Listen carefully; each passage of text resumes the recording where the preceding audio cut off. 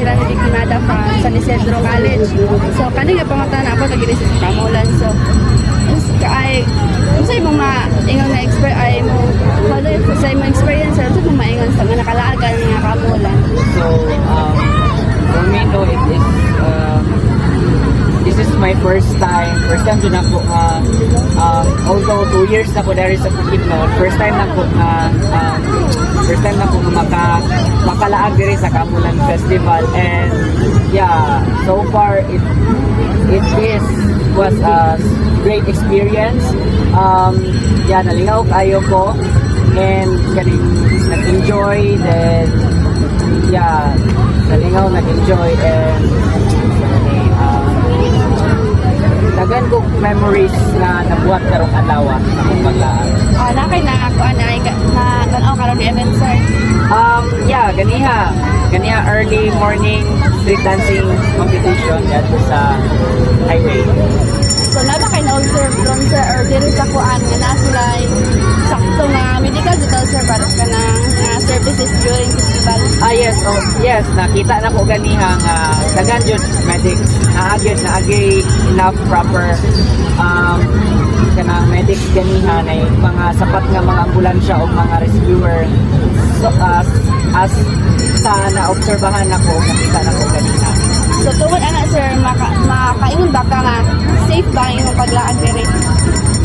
Para sa buha safe yun kay nakita na ko nga ganing ang ang authority ga-deploy gid sila og sa in terms of sa safety sa health and sa ano nagyud proper sapat enough ng mga medics, mga ambulansya, mga rescuer, and then nakita po na po ato ang men in uniform, mga police, sundalo, and makayon jud ko nga ako rin sa dalaag karon and makayon jud ko nga safe.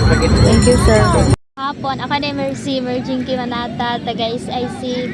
So, mag-interview din ko about Kamulan. Then, kani siya is for educational purposes lang. Then, pwede mga tana sa imong pangalan. Ako dahil si Alfea Gabia. Then, mga tana lang ko about sa nabo kayo na-observe nga mga medical facilities nga present during karon nga na mga activities. Then, unsa ang mga importante nga mga activities nga imong naganahan during karon nga kuan? Pag-showcase sa ilahang culture, labi na sa street dancing. During sa imong pag-tan-aw or pag kanang observe sa ilang sa mga activities, feel ba nimo nga safe ka or naakay ka nang mara alanganin nga imong na-feel? Para sa ko kay safe kay naa may mga kanang kanang big mga police. Siya, thank you. Thank you. In Palambong, so nag-eskwela day ko sa San Isidro College. So kani among pag-interview karon is about lang siya sa Kamulan for educational purposes. Ang among pangutana ma'am is kanang sa mga activities nga imong na-observe sa karon nga Kamulan, pila imong ma-rate ma'am 1 to 10 kung unsa ka kanang happy? 5. Nga naman ma'am. Dili man po, wala man po kay ko gasuri-suri good food. Okay, kanang ganina magi ko nagtanog og street dancing di aya na ko karon naglakaw. Okay. Then sa imong na-observe ma'am kanang sa mga kaning organizer sa kanang Kamulan kanang nakita ba nimo nga kanang ga-support sila sa katong safety imong nabantay sa tong palibot?